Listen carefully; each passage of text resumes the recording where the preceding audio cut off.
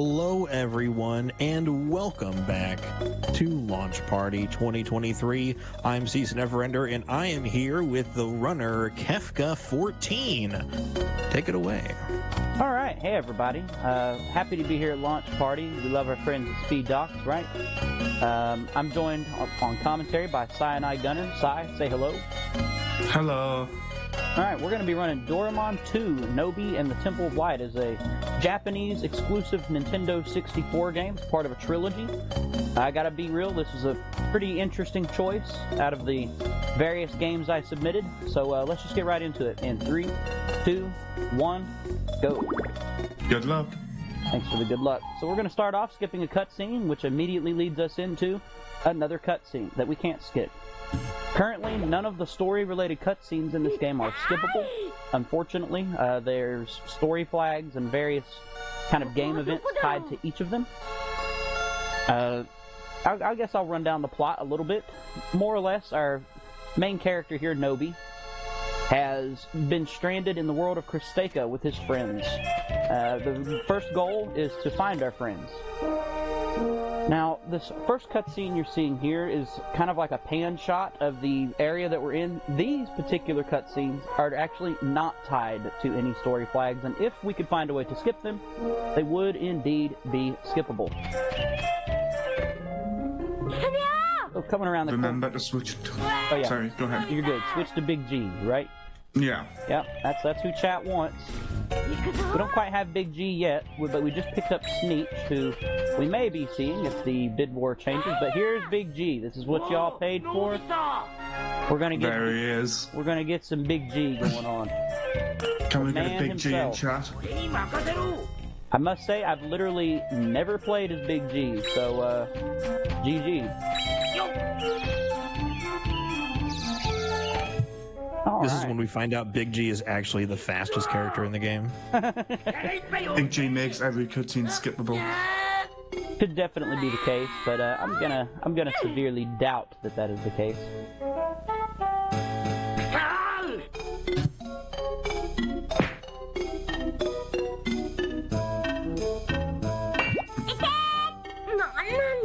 So, in our very first cutscene here, we realize there are two large boulders in our way, and in order to pass them, we need to, well, find some way around them.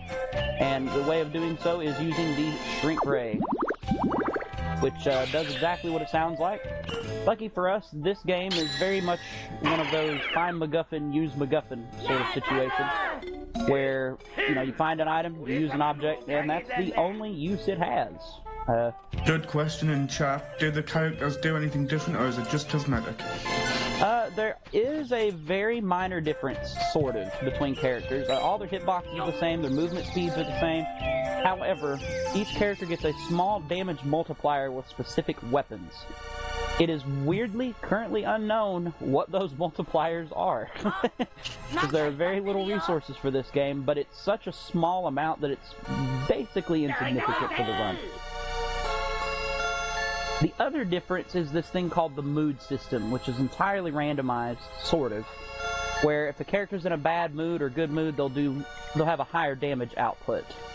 And it's just kind of random as to what moods they're in. The cool thing about this game, at least as far as speedrunning, or maybe the bad thing, is that the faster you can press the A button, the faster you can dismiss text. As such, we have unbanned turbo in this game. So if you like to run with a turbo controller, like the heathens you are, then this might be a good game for you. You can just watch that text zoom away. Now, I myself don't have a turbo controller, so I'm just forced to, you know, hurt myself. Great. Worth mentioning as well that turbo lets us actually perform a glitch that we are not doing because it's like frame perfect. Correct. We call it turbo select, and basically you can use an item twice in a row quickly, and it has a couple of interesting applications. Technically you can do it without turbo, but it's extremely, extremely tight. Yeah, it's like frame perfect.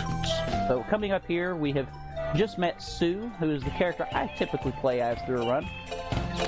The character select screen also defaults to Sue after that, which is interesting. I almost just smashed straight through and we would have lost our Big G, folks. Which is not a valid run without Big G. Oh yeah, we gotta have Big G. So running up this path here, we're gonna pick up this item here, the invisible paint. We're gonna be needing that for something a little bit later.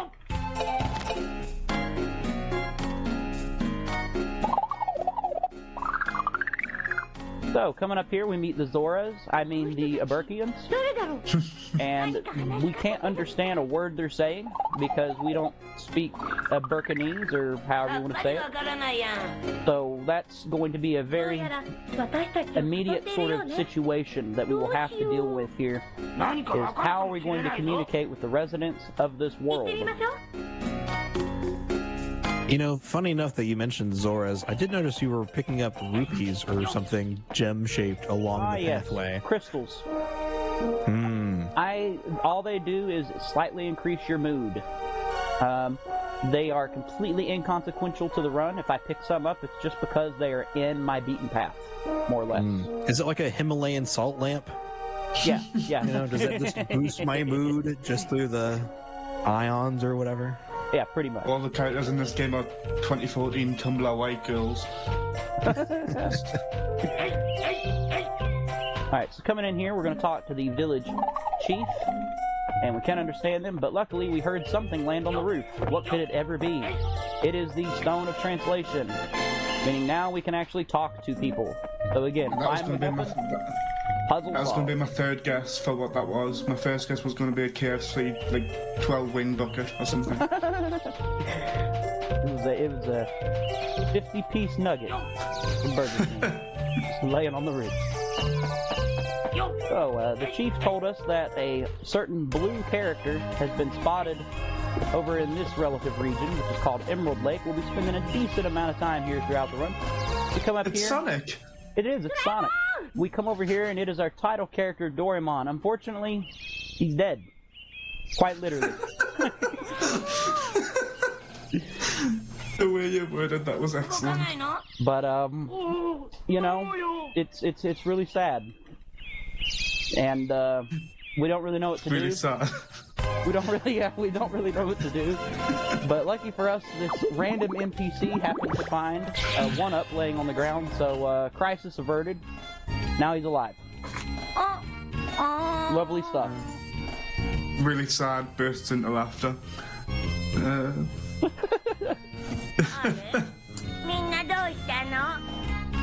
love the little X's fries over in the cutscene.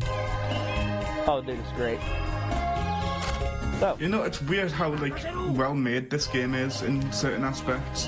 Yeah, there are no out-of-bounds clips in this game, and I gotta say, for a 64 game, that is maybe a cardinal sin, potentially. So, once we grab Doraemon, we now officially have all 5 of the gang back together, and those of you who are unaware, this is a very old anime and manga in Japan. Very, very popular over there.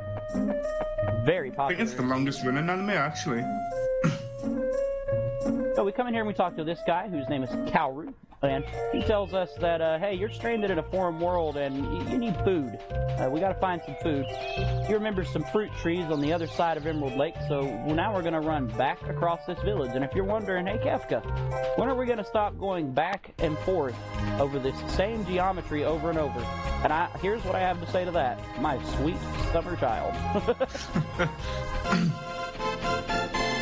But we're going to grab that stopwatch there for a puzzle that's coming up very shortly. And then we have our first platforming in the game. Get hype, everybody. Some really challenging stuff. We got 1, a 2, a 3, a 4, 5, and a 6. Like so. Mario 64 wishes it was this good. Oh, yeah. And so, coming around the corner here, we got our fruit. And we never eat it. It just stays at our inventory, weighing us down for no apparent reason. But in order to proceed the game, we have to collect it. And then we have what I like to call the text gauntlet.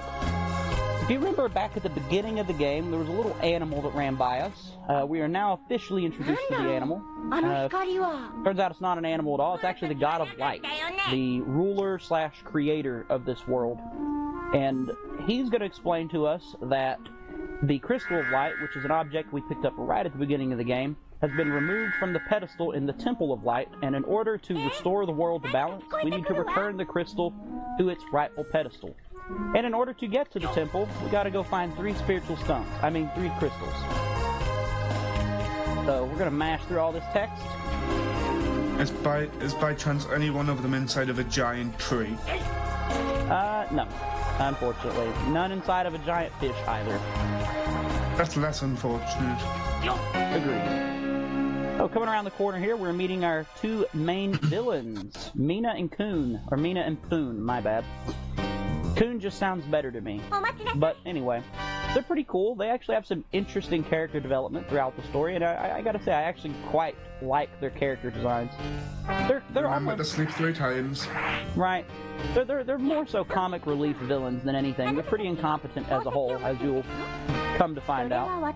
So they're like Team Rocket, essentially. Oh, yeah. You know, they do have excellent designs. They really do. So, Something quite charming. Getting through all this text here. They're not going to let us pass to get back into Aberg Village, but we picked up a stopwatch a few moments earlier, if you recall, and it freezes time, which allows us to go past them, and that is the only function it serves. Then we're warped back to the chief's house, where we're going to sleep 3 times in a row. Don't you wish you could sleep for 3 days straight? Wouldn't that be amazing? There is this very specific reason, though, that we're sleeping 3 times. I'll get to that shortly. It's just me in college, just sleeping all day. So, those were the days. Now that we've slept 3 times in a row, I'm going to point out something else. If you look on the top right corner of the screen, you'll see a compass and a kind of a clock, which is just a clock. And in the middle of that clock, there's a tree symbol. There are 7 days of the week in this game, just like in real life, and each day corresponds to a different element. And depending on what day it is, there are different effects in the overworld. For something later in the run, we need it to be Tree Day, and we do have some opportunities to sleep before then, but it's faster and more desirable to just sleep a few days now to go ahead and make it Tree Day or later. Now, another thing worth mentioning is the clock itself. You can change the speed at which that clock moves. And we are going to be messing with that a couple times in the run to do some NPC manipulations. Basically to have NPCs in specific places at specific times. It's not going to come into play yet, but it will, and I'll point it out when we get to it. Coming up here, you see our villains, and they have a little red crystal laying on the ground. We're going to want to take that with us. We use the invisible paint we picked up earlier, and we grab the crystal. They are quite surprised, which makes sense, and we run away. But now, lucky for us, we're going to be getting to the really fun parts. The first dungeon of the game. The dungeons are quite entertaining and quite fun to play as well as a mandatory character select screen. So if you want to switch to a different character, now is your time. We got about 3 or 4 minutes before we hit that character select screen. I don't have a way to just choose it. There are specific prompts in the game for when you can switch characters. Coming in here, we talk to this guy, we absorb his essence, or rather he joins our party. And anytime you see that guy, it means we're about to hit a dungeon, or at least kind of starts a process of getting into a dungeon. Our first dungeon is over here at Emerald Lake, and we're going to be running all the way across this geometry again. Lovely. This puzzle's pretty simple though, we just have to touch a couple of pedestals. There's one. There's one. There are a total of 4, and we're going to be doing them in the fastest order, naturally. Going across here, we're going to jump over this. Well, we're going to jump around it because Big G's hitbox is huge. That's what the G stands for. Oh, yeah. Hitbox with a silent G. Hitbox with a silent G. Coming over here, we hit the second pedestal. And we got to do that platforming again. Pog. Stepping across this. We're going to take a very tiny detour on the way to the third pedestal to pick up this object here, the paper boat. It's going to be very useful coming up. In fact, we need it. Then we come over here, and we hit the third pedestal, and then we get an in-game timer. We got 30 seconds to get back to the fourth pedestal. Oh no, we'll never make it. CT2 wishes it had one of those. Oh, absolutely. That one's not a joke. And by, oh no, we're not going to make it, I mean we're definitely going to make it. The timer is way too generous. And this opens our first dungeon, Hellion Ruins, or as I like to call it, Hellion, just because that's funny. This first dungeon is quite easy. I would argue the second and third ones are somewhat challenging. After this dungeon, we're also going to see the first time of switching the time from fast to slow. Correct. That'll be. I'd also like to point out that Quill is trying to take my job. How dare you? Don't forget you can donate using the donate link that's been posted in chat. There are also 2 different bid wars and donation incentives that are coming up. There's one currently, a bid war for character that you can donate towards right now. And then also you can upgrade the next run, which is Chameleon Twist, from an any % run to an all levels run. So if you'd like to see that, get on it. Do that. All levels is a cool category. Alright, and here is our next character select screen. As soon as we go through this door, are we still Big G, CC? We are still Big G. Still Big G. Unfortunately for you. Heard. So, coming into the first dungeon, the controls are quite a bit different in Dungeon. Dungeon's played differently than the overworld. And you'll notice we got a much tighter camera. It's directly behind us, which is, you know, that's always fun. But running down the hallway there, we're going to grab a key. You saw our first enemies. They're just literally white spheres with eyes. Pretty fun stuff. We're going to unlock... Sort of give me, like, don't hug me, I'm scared vibes. Oh, definitely.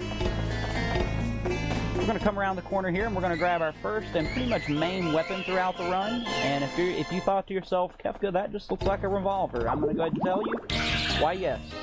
Yes, it does. What the J stands for, it's big gun. Big iron on his hip, the big iron on his hip. Part of the reason I like playing a Sue is because it's pretty interesting seeing just a little girl in a pink dress running around with a revolver, honestly.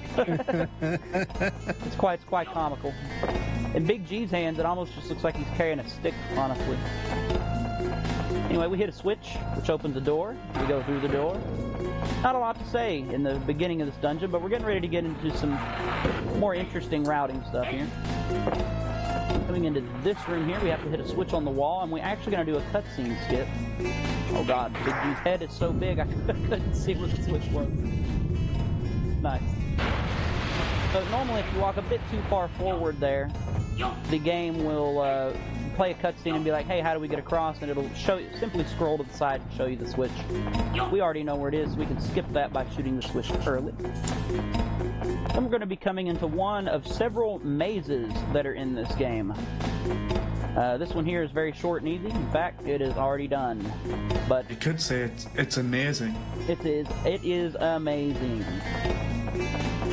Going around the corner here, we got to collect another key.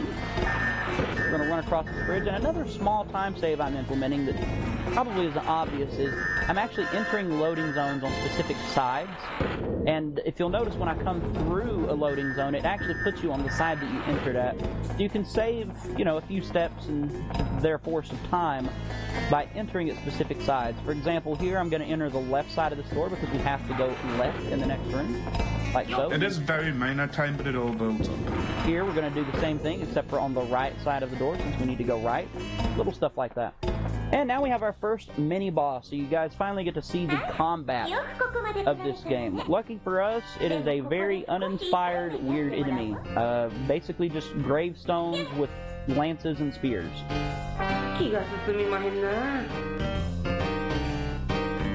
An interesting factoid about this game is that, with the exception of the villains, they weren't in the original show, all of the main characters are reprised by their original voice actors in the anime. Which is, that's handy. Yeah, pretty neat. fact that this is such an early 64 game with a lot of voice acting in and of itself is quite interesting, honestly. And from what we've heard as well, the voice acting is actually like, pretty good. In terms of... Coming around this corner, we're coming to our first boss. Now, if y'all are thinking, what could the bosses be? Are we going to be fighting dragons? Are we going to be fighting giant gorillas?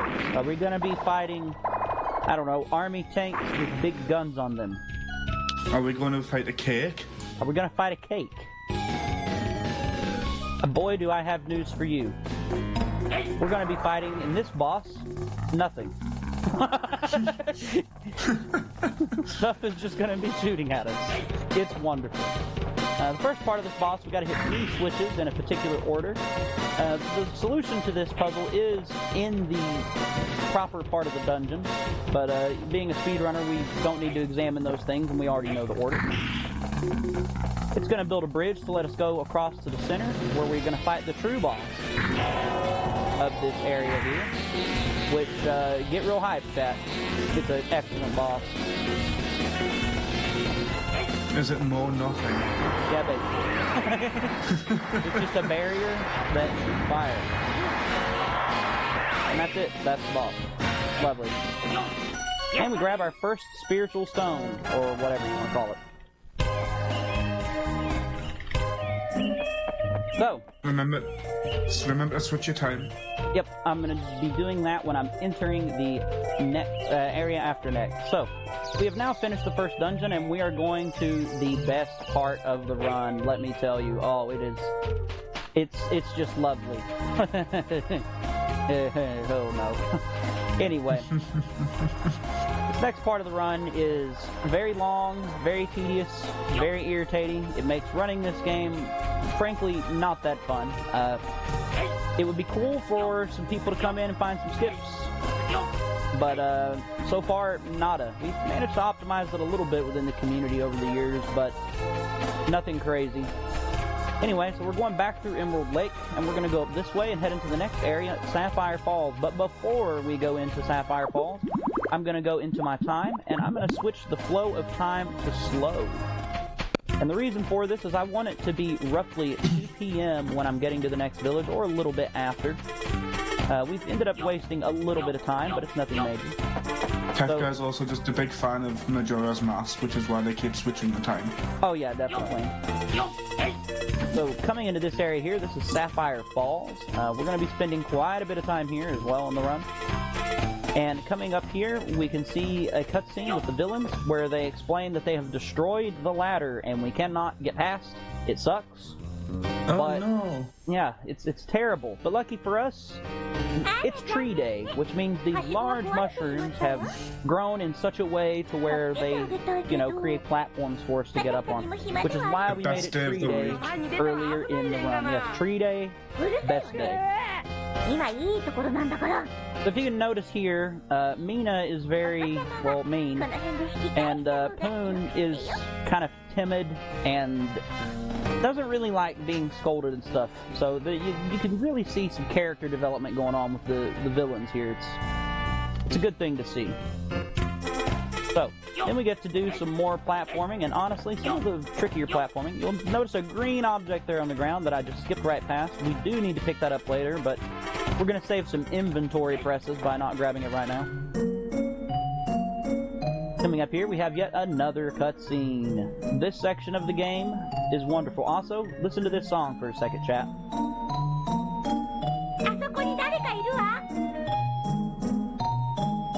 I hope you like it.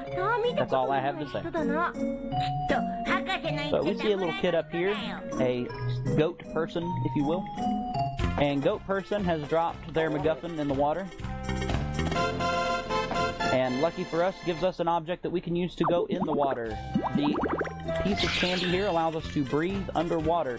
Normally if we fall in the water, which we haven't during the run, which is cool, you just void out. I wonder if it's bubble gum. Haha. Alright, chat. Here we are. Welcome to the worst place in the game, Branny Village. We're gonna come in here. We're gonna get to see the wonderful uninspired geometry. Look at all those babies. Those awesome cliffs. Oh yeah. Some nice beiges, some browns, some... This is literally just the Korok forest. Some baby poop green, you know. Some great colors going on here. But anyway, we gotta work our way all the way to the tippy top of the stairs. And lucky for us, we can just jump boost up some of the stairs to save a little bit of time. And I gotta say, the sound Big G makes when he does that is pretty nice. I never knew that. Are you coming around on Big G? I mean, he's certainly got his redeeming factors. Coming in here, we're going to talk to the chief, and then leave.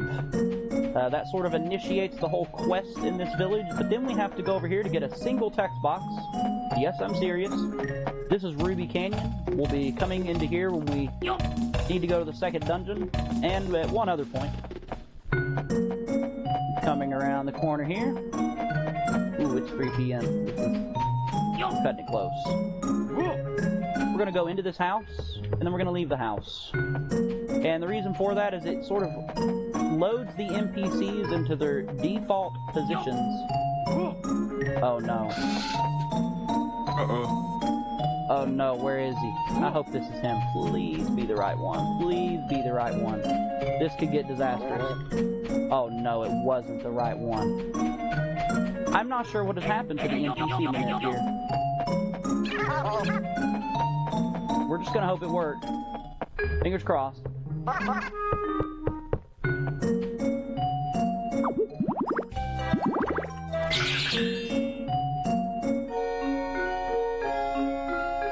If it worked, when we go into this house, we'll get some text boxes. Okay, we're good. Woo! Crisis averted. That could have been minutes of time loss.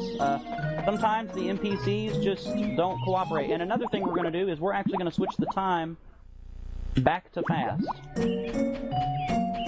And the reason for that is, again, an NPC minute for later. But basically what has happened is the person in that house has fallen ill, and their sibling / family member has decided to come to this extremely dangerous place to look for a herb that can heal them. And we're going to go tell them, no, don't do it. You have so much to live for. And we're going to immediately be escorted back to the village. I wish that's something that happened more often. And now we got to go up and find the village chief to get the key into the area that that person is going into. We're going to go do all of the work for them, like the good Samaritans that we are.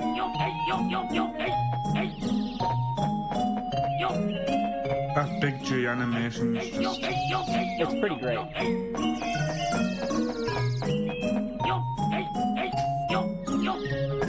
coming around the corner here, we're going to see someone running down the stairs. Yep, right there they are. Most excellent.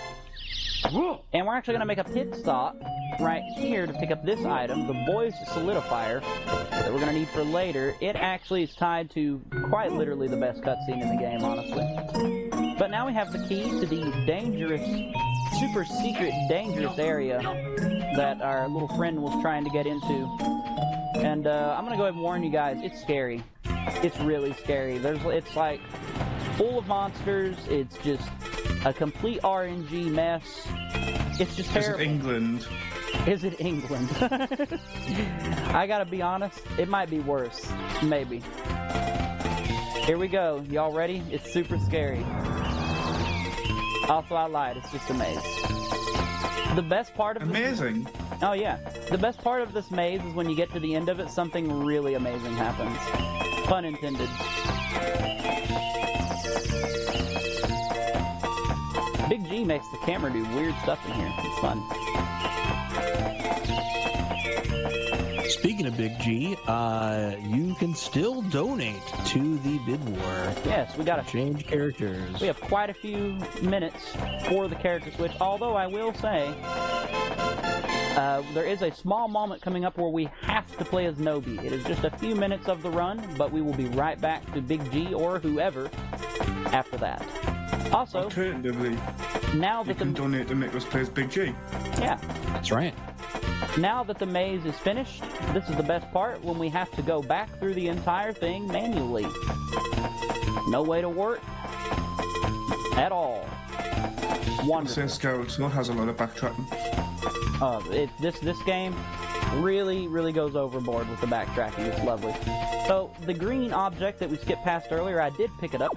For those of you who are astute and noticed, it grows a beanstalk, which allows us to traverse this area and it not be tree day. And this beanstalk is the bane of existence in a speedrun. The platforming on it is very strange. I'm making it look much easier than it is. I cannot stress how jank that beanstalk is. Anyway, coming up to here, we're gonna go back into Branny Village. Awesome.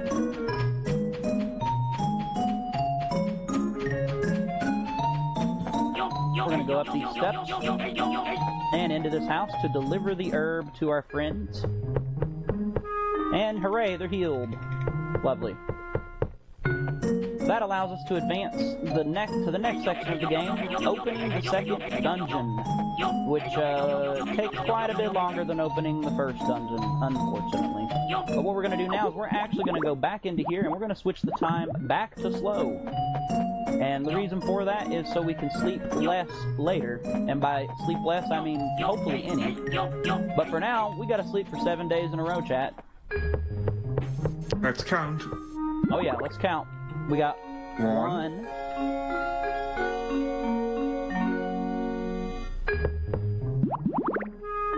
2,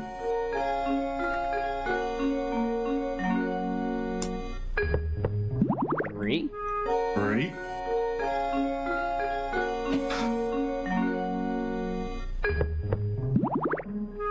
4.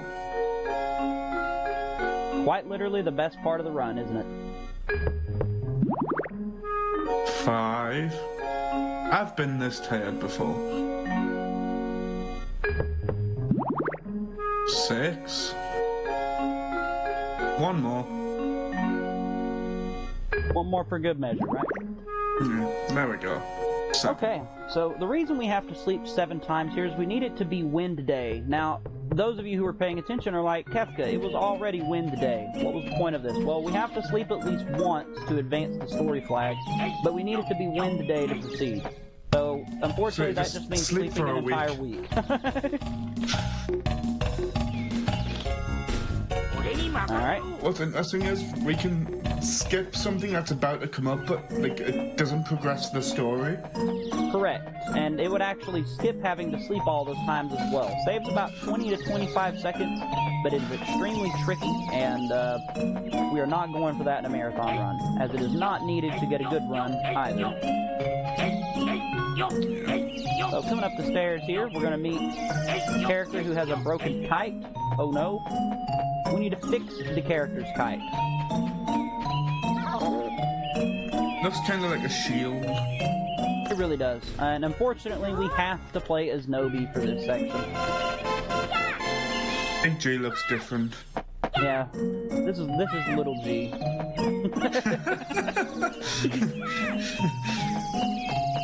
Yeah, for some reason at this part of the game, Noby volunteers to go fetch a MacGuffin on his own. Not really sure why. My personal theory is padding. They just wanted the game to be a little bit longer, and we're running out of ideas. You'll see what I mean. But not really sure. There is a lot of green in this game, isn't there? Alright, so we're going backwards through Sapphire Falls all the way to Emerald Lake to fetch an item. The person whose kite was broken explained to us that more or less they saw an object that was over there, and our characters recognize the object and think that maybe it can help fix the kite. Spoiler, it can. And we're going to go pick it up. Now, interestingly enough, this object does not appear until this whole quest is initiated, so no, we could have not collected it while we were here earlier. Meaning all of this backtracking is required. Hooray! My favorite. These particular jumps are like... I must have seen them, what, like 4 times now? Yeah, that's just today. Here's the object. Excellent. The time handkerchief. Yes, the time handkerchief. It might just be called magic handkerchief, but what it does essentially is anything you put under it gets reverted back to a previous state within time. So kind of OP, but you know, we're only going to use it to fix a kite, not save the world. Rip. Priorities, you know. By the way, just want to point out that we have a $25 donation from Freckled Finger Liquor.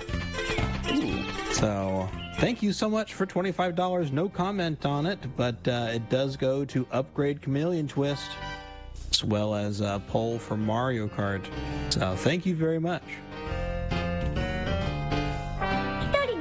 So, coming around the corner here, we get to the bridge and our villains are trying to block us. And, looks like Poon has a gun. And, oh yikes. Oh, well, lucky for us, the God of Light, who for some reason is a chipmunk at the moment, saved the day. But the bridge is now broken. How are we going to get back across? Oh no. That is a strong gun. Right? It literally had an blow up the explosion. bridge. Like, it's a grenade launcher.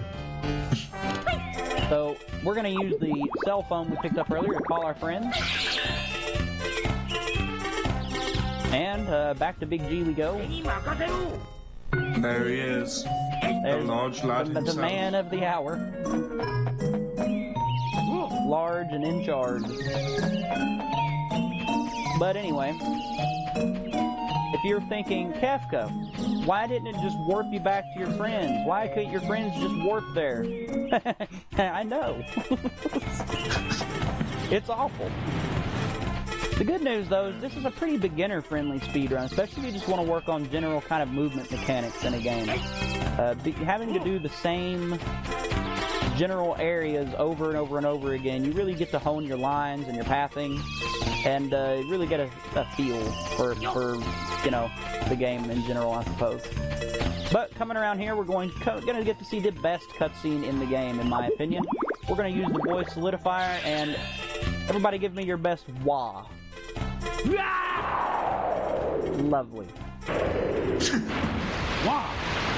The voice solidifier does exactly what it sounds like. It takes the sound of your voice and somehow solidifies it. Neat gimmick. Then we get Noby back, but we're not gonna play as Noby. We're a big G family here. This is a big G on this stream.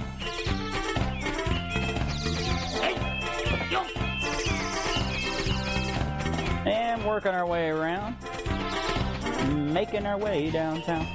We're gonna jump up the beanstalk for one final time, and honestly, pretty good beanstalks on this run. A little slow and safe, but clean.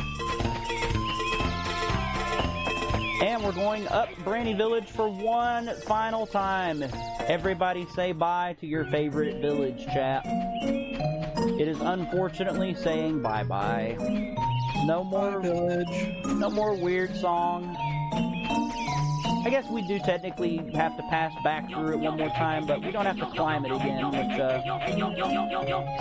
you know. What's the point, you know? Climbing's the appeal. Yeah, climbing's that's the best part of this, is having to go back and forth up it. Like a tourist attraction. Come to this village where there is nothing but stairs.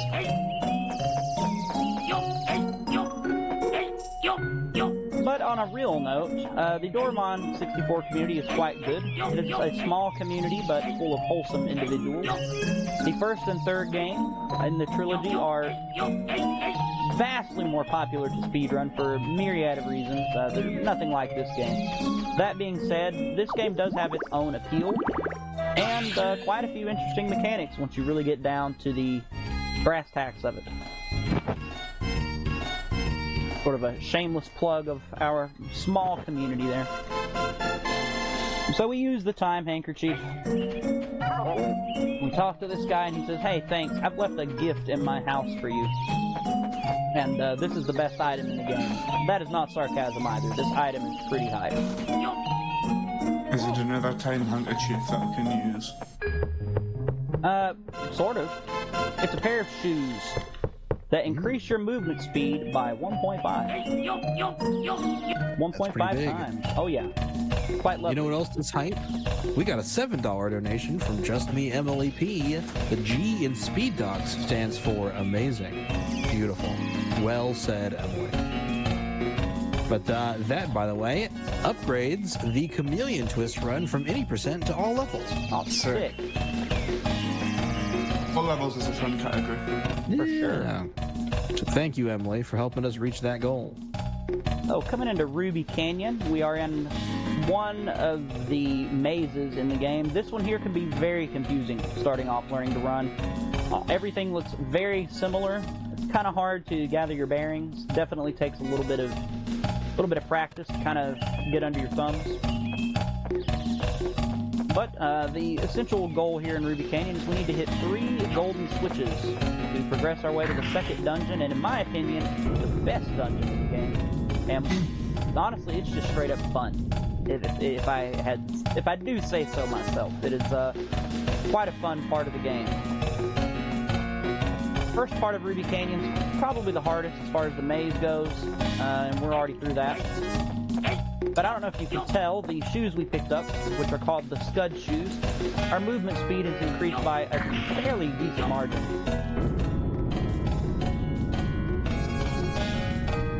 Are there special shoes from Space Jam? Oh, definitely.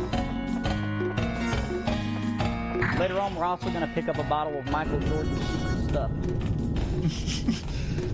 We're going to complete our collection of Space Jam memorabilia.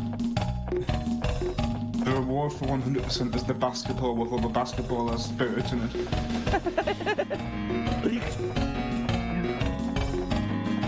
You don't need a time handkerchief when you got a basketball full of souls.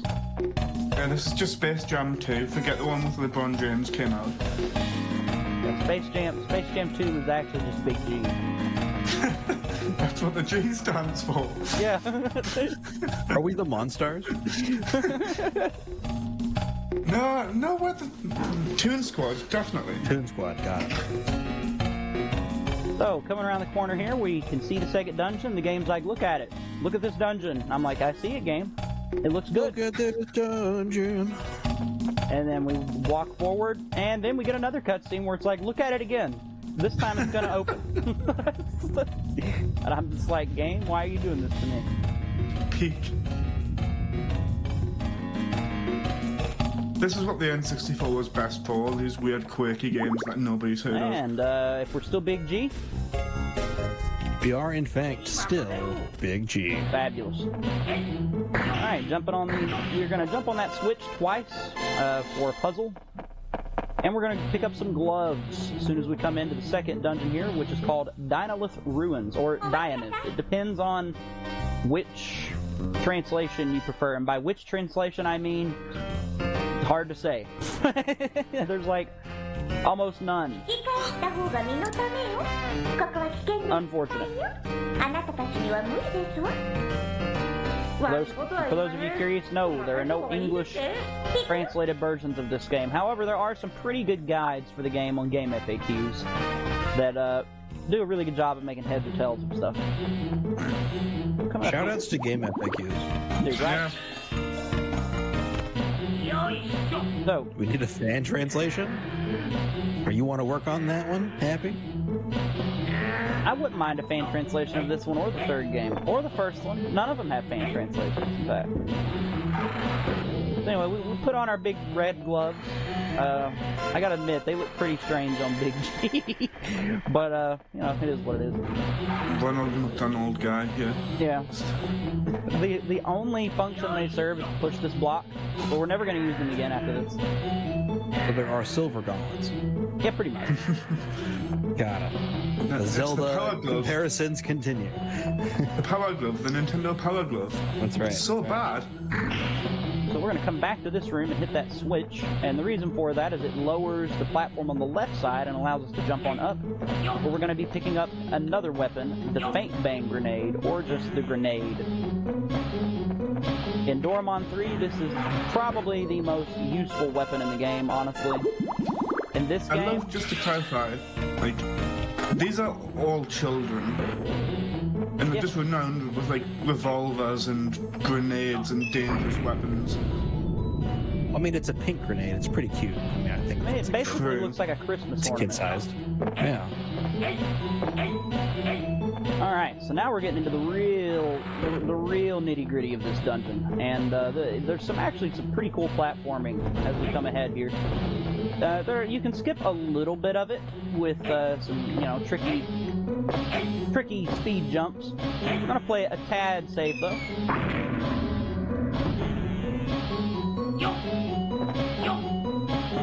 And that's why we're going to play it a tad safe. Notice our camera is essentially just saying, no, I don't like you, Kefka. And yeah, that's what it does in this game. Sounds like an N64 camera to me. Yeah, pretty much. Coming around the corner here, we're going to grab this item. It is not something that's required. It's just a potion, which heals our health. And since it's so little off the beaten path, I like to grab it for marathon safety, because you never know, right? Yeah, always pays to be prepared. Yeah, just in, half second of time loss for some extra safety. I like how this boulder lodges itself out of the wall as well. Quite lovely. Coming up through here, all these boulders are completely random as to what size they are, how fast they roll, and where they are rolling on this path. Pretty uncommon to get through this section and not take any damage at all. Looks like we took damage once. That's pretty good, actually. That's really good, in fact. Coming into the very final room of the dungeon here, we're going to actually go ahead and switch back to the revolver for the boss fight.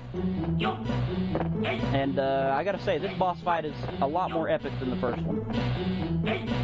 We're going to try a bit of tricky platforming here. Let's see if I can nail it. Sick. That jump is, nice. Yeah, that jump is not as easy as it looks. Yeah, I've tried it myself. It's not. Yeah. Very easy to miss. You can also damage boost through those robots to save a little bit of time, but again, we're going to play it a little safe for Marathon, and we're just going to shoot them. Another thing worth mentioning, though, is when you kill an enemy, it actually increases your mood, so it will up our DPS on the boss coming up here. So, coming into this room is probably one of the creepiest bosses on the 64. It's just a giant sphere with eyes. Again, don't hug me, I'm scared. I'm going to fight it with one hand and with my eyes shut. I'm not joking. Walk forward, my eyes are shut, I promise. So I can see them. I like how his eyebrows go back and forth, like he's scared and angry. Oh, we won. Yeah, so literally step forward, hold B, you win. No joke. Very simple, indeed. Hamer.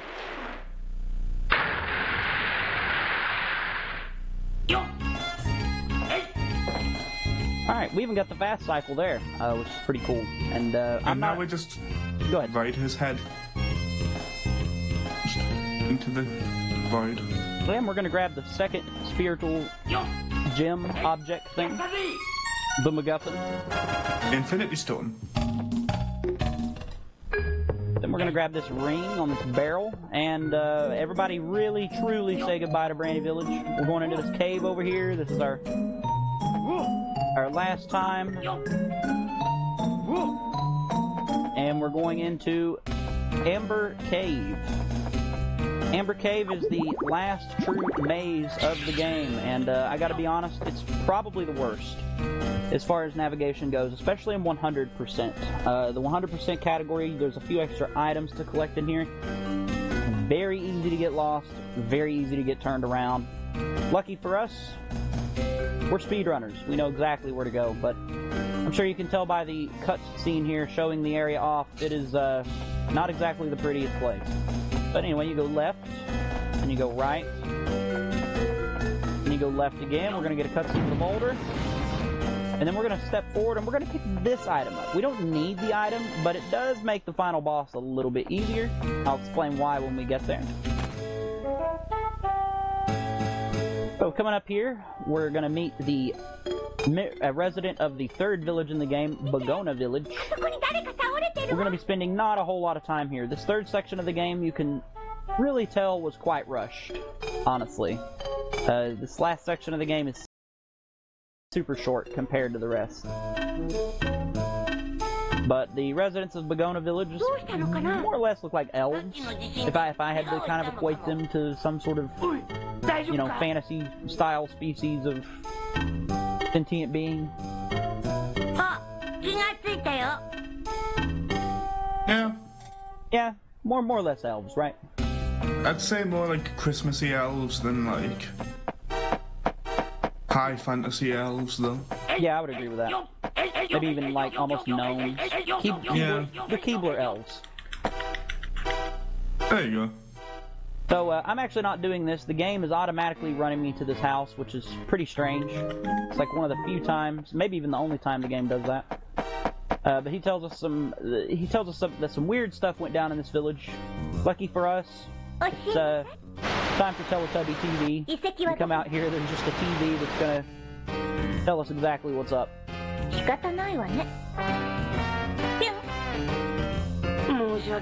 And here's some of the character development I mentioned way earlier. You'll see that Poon there is spraying that villager with gas, and what the gas does is mind control gas.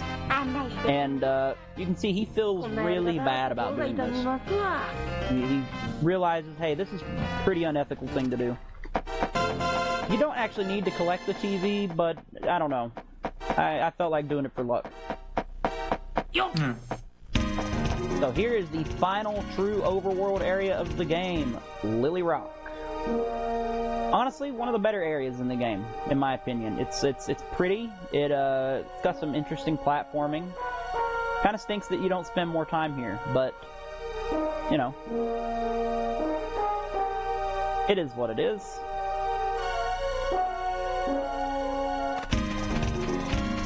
So coming around the corner here, we're going to be doing some platforming through Lily Rock and solving the final few puzzles of the game before we head into the third and final dungeon, Hypus Ruins. We're going to pick up this item, which is called Clouds in a Can, and for those of you wondering, what is Clouds in a Can, Kefka? It's Clouds in a Can. You use it, clouds come out. Makes sense to me. Yeah, amazing. No, only the mazes are amazing. All right. And then we're going to get a second can of Clouds in a Can.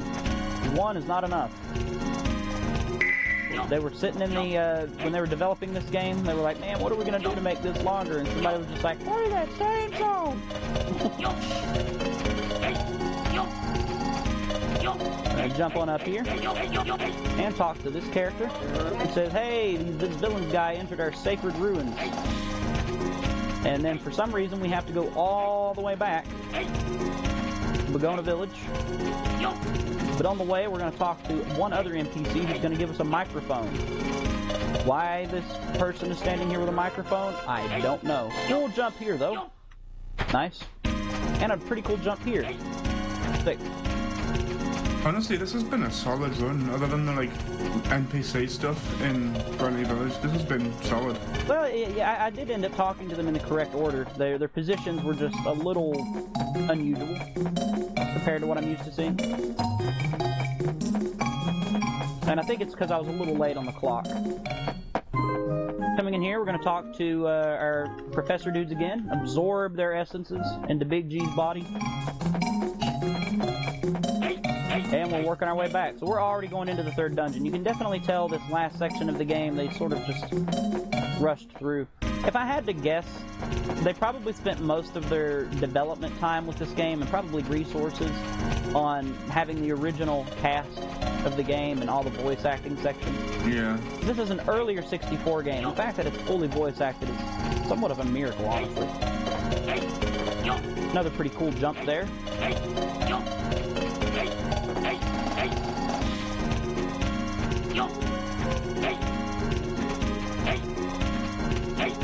So we're already about to enter the third dungeon, which definitely the hardest dungeon in certain ways. The boss is certainly the hardest.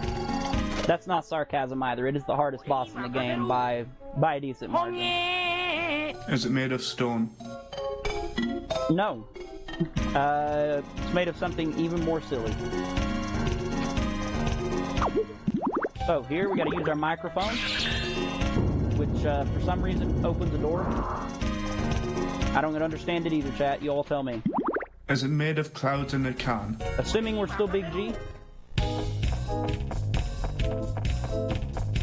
we're just going to plow on forward and enter the dungeon. Hopefully I make the good global cycle. There is a global cycle in this dungeon that I'd like to hit. So far, so good. We didn't take any damage in that room when collecting the key. We'll see what happens.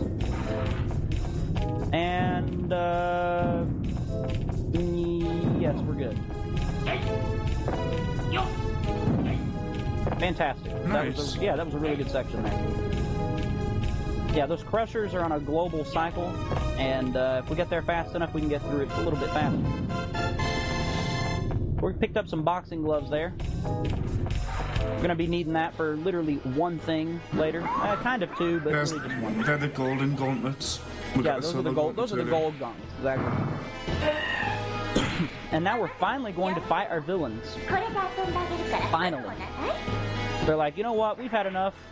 Best fight in the game. We just got this big robot, and we're gonna show you what we're made of. And much like the boss of the second dungeon, I'm going to literally hold the controller away from my body and just hold the B button. And guess what? It's dead. Great. Great. So that's the mini dungeon of this boss out of there. If you're wondering why I'm running towards the screen, I'm already running into the next room. That way, as soon as we have control over that, we're just plowing on through. We're basically at the end of the third dungeon already. It's quite a short dungeon, but here's the difficult part. And by difficult, I mean, you know, finicky-ish. We're going to hit that switch, causes that little wall thing to go over the edge. And then on the way back, we got to hit the switch again, which is going to make this guy here take a left. And then we're going to wait here for that thing. Go ahead. This feels the most like a dungeon out of the 3 dungeons, I would say. So now we're going to equip our boxing gloves for a minute. If you're wondering why I took a small... Oops, I did not mean to do that. Oh well. That's okay. Small time loss. When you hit the switch, you're forced into a cutscene. You can skip that, but it only saves about 3 or 4 seconds. Not a big deal. So we get a key, go through the door, and then we're coming into the worst room in the game. I usually always fall in here at least once. Every PB I've ever gotten falls in this room at least once. Oh wow, I made it through! Hype! Okay! Let's go. Yeah, I didn't expect that. Sick. So, coming up here, we have the third boss, who I have aptly decided to call Ballman. If you'd like to guess why he's called Ballman, well, look no further. We're going to start off the fight with the boxing gloves. Doesn't really matter what we start it with, honestly, because most of this fight is going to take place in the final phase of the fight. The boss has 3 phases. Phase 1, he runs around like a maniac. Phase 2, he separates and kind of just bounces around. You can technically kill the boss during this phase if you lure it into a wall and kind of spam the right stuff, but it's pretty RNG dependent. The third phase, though, has a really easy quick kill, and the pretty much accepted strat within the community is to just wait for phase 3 and then just spam bombs to the boss. Hopefully he's not too far away. He really was. Oh no, oh no, oh no, oh god. Oh no. Okay. We'll equip the gun. There we go. Nice save. Yeah. We need the gun for the final boss anyway, so we really don't lose much time for that. We'll already have it equipped now when we get there.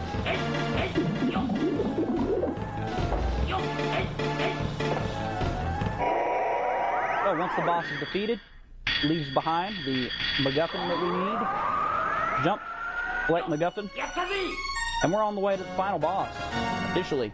It's going to take us back to the journey isn't really done. Very first area of the game, and we're actually going to take a small detour here. Normally in a world record pace run or PB pace run, I wouldn't do this.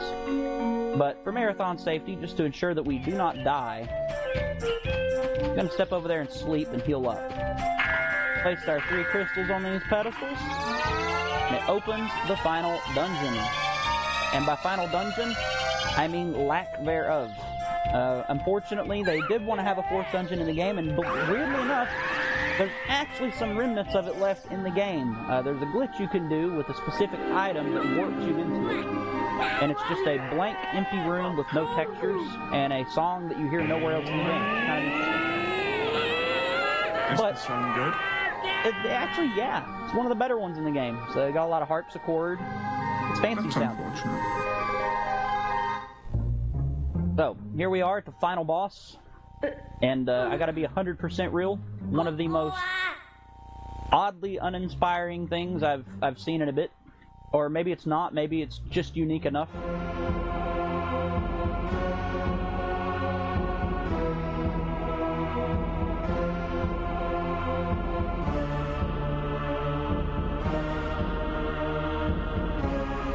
If you're wondering where's the boss, that's the boss. So it looks like the handle of a lightsaber. Yeah. More or less. It's square. The official accepted term for this boss is the obelisk. Which, yeah, that makes sense. Oh, so it's a Yu-Gi-Oh card. Yes.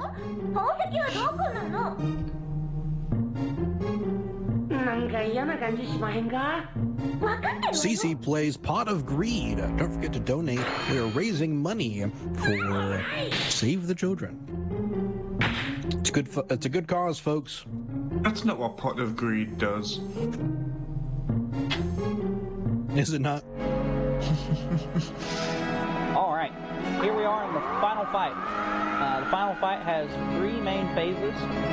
Phase 1, we need to kill these little eyeballs that are on the boss itself. They really only take one shot. So what I like to kind of do is get a good location and just sort of kind of scatter shot towards them. If you fall down, you lose a lot of time, so hopefully you don't fall, alright? It sort of reminds me of that one boss in Sonic Adventure 2 in the desert stage. I can see that. Golem? Yeah, maybe like run around its back and jump at the platform. Yeah. The big circle is the...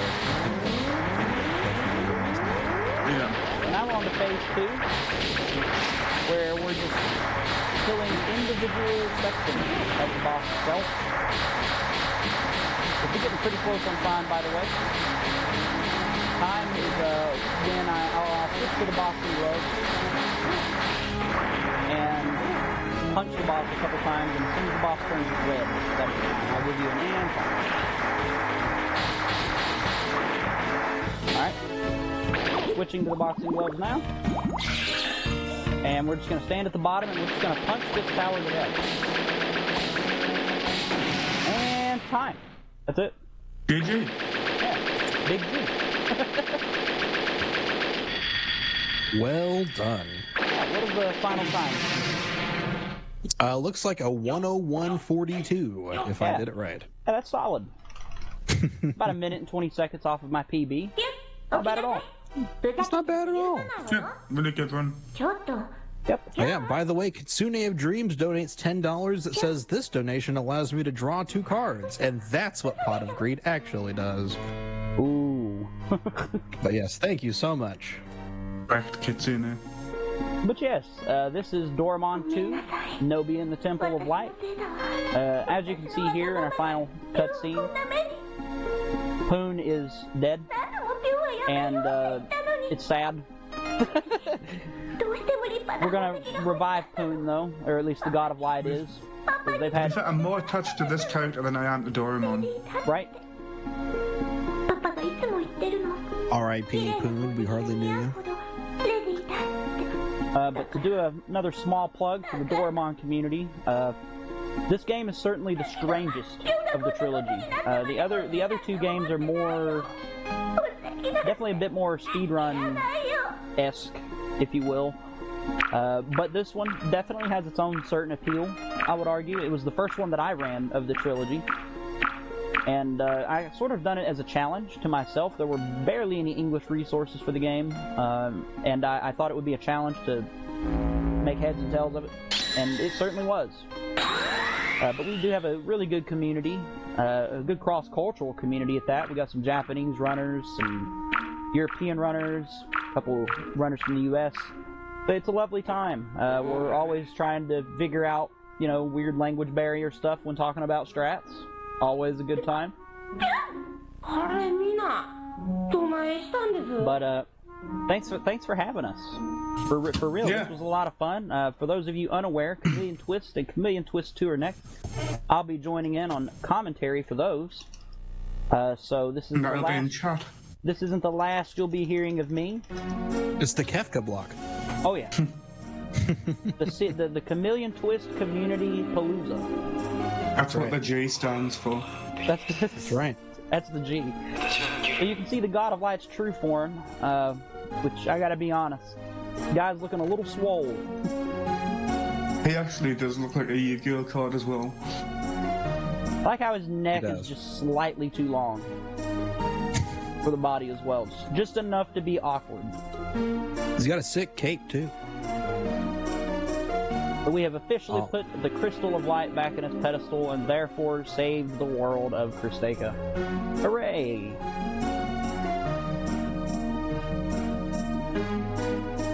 Beautiful. Excellent. All right, everybody. That's it for Doraemon. We're gonna go back to an intermission, and we will we'll be back on the road with more stuff. So stay tuned. We'll be back soon.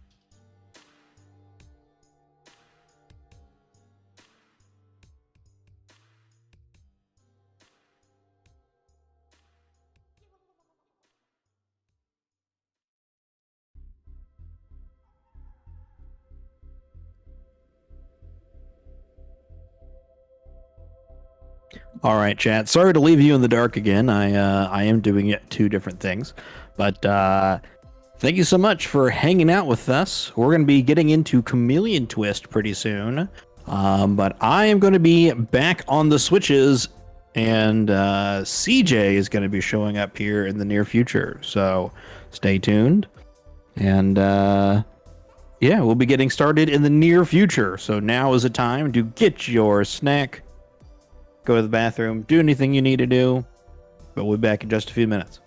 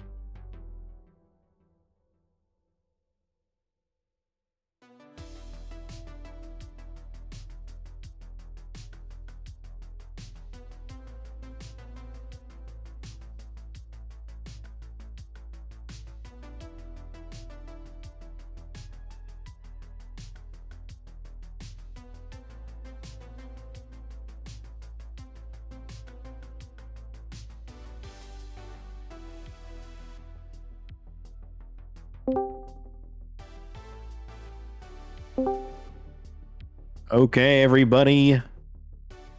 CJ is here, and he is ready to take over. So I am still here, but I am no longer in the foreground. So welcome, CJ. Oh, hell yeah! Finally, CJ has come back to Launch Party! Hello, everyone. thank you all for being here with me today. I've been chomping at the bit at work for the last 5.5 hours, 5 hours and 23 minutes for the sticklers. I really appreciate y'all. I'm here. It is time. It is time for launch party, the evening, to get underway. I'm just as excited as all of you, I'm sure, are. Don't forget, we are raising money for a great cause. We are raising money for Save the Children. So if you want those children to get saved, every dollar counts. A lot of the literature this time around is about their campaign about Survive to 5. A great organization. And as we've worked with them over the years, they've been great partners in this event. So thank you to them. They held open their event so that we could contribute to it. So we are all excited for that. So let's take a look at some of the incentives and some of the runs that we have coming up, because I know, me knows, y'all are here for a good time.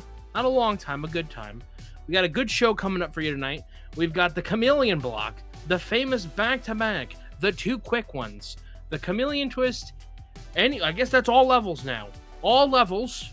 Congratulations. Thank you, everybody. The all levels Chameleon Twist run by Quill and All the Fish. If you're blue and you don't know where to go to, why don't you go where fashion sits? Quill and All the Fish. Yep, there you go. Chameleon Twist 2, JP 100%. Yes, the spiciest of the 100%. It's the it's the real curry of the 100% varieties. It's the one that has all the kick, So there you go. Some of the incentives we have coming up. Obviously, we've had some great incentives already today. I just want to make you aware of 2 that we have coming up for the rest of the day, and then we'll get into some for tomorrow, but those aren't live yet. So obviously, we met the incentive to get all upgrades for Chameleon Twist. Thank you to everybody that helped us raise money for that.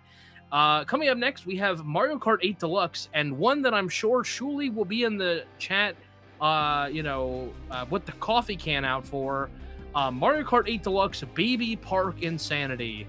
And I understand that maybe you don't get to peek into the mind of the madman, so let me explain.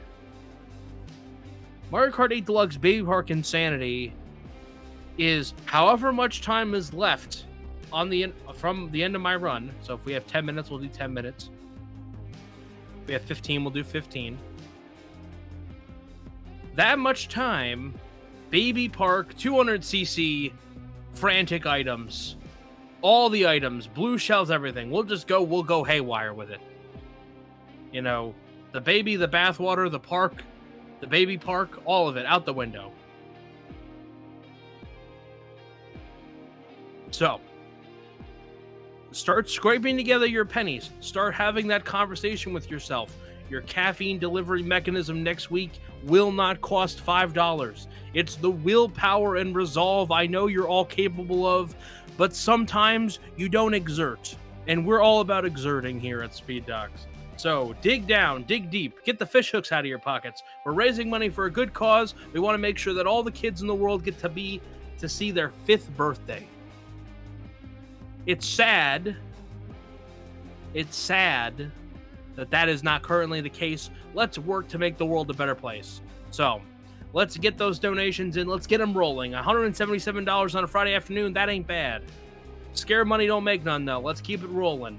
Crunchy Brown's going to have I'm going to dangle his job in front of him unless he gets some donations. So, let's make Crunchy's job a little easier, huh? Coming up after that, we have everybody's favorite pastime, which is to make CJ suffer. I am a scaredy fraidy cat.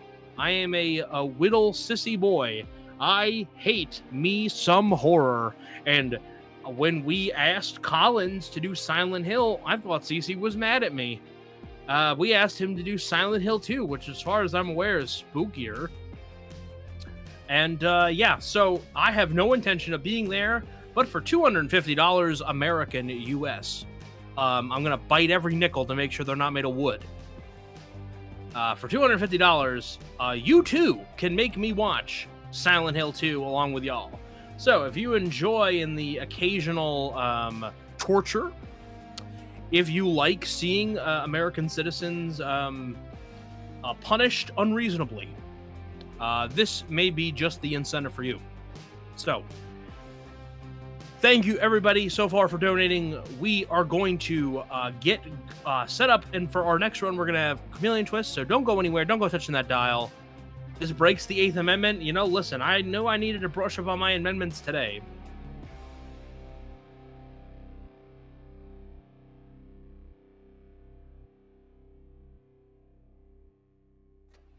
All right, ladies and gentlemen, I'm getting word from the man behind the curtain, the man in the background who was once in the foreground but is now in the background, that we are ready to go to our next run. So we're going to take a quick pause from the cause. We are going to see a bumper. Maybe it's that dog we won't feed. We're going to hear from our lovely sponsor, Save the Children. When we come back, we'll be live with Chameleon Twist all levels, because you wanted to see it, by none other than Quillin' all the fish. Stay tuned.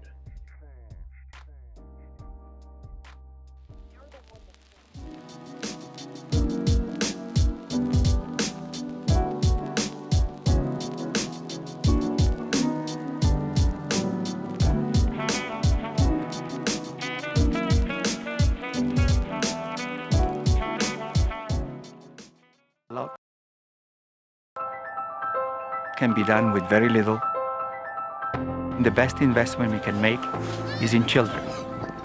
To work with human beings from the very beginning of their life. We work in far corner of the world. We provide training and chance for children to grow up healthy.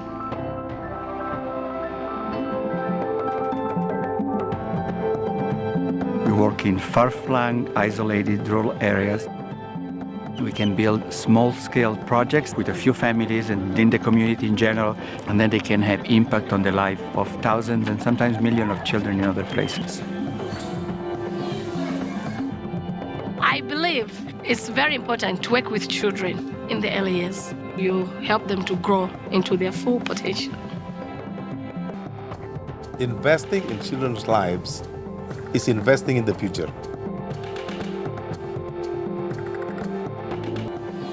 We respond to any emergency of scale anywhere in the world. We're unique in that we are specifically looking out for the welfare of children in an emergency. And sometimes those needs are very different than the needs of adults and the rest of the community. It's not just about financial resources that help children, advocacy and policy change. That can affect millions of kids' lives. That's why the work of Save the Children is so important. We're there in the communities, working with community members to make sure that kids get an education, they have access to health care, to make sure they're protected from harm. The world is facing many challenges. We often wonder, what's the best we can do to heal the world, to make a better future for mankind? The future of the human race is really in their hands.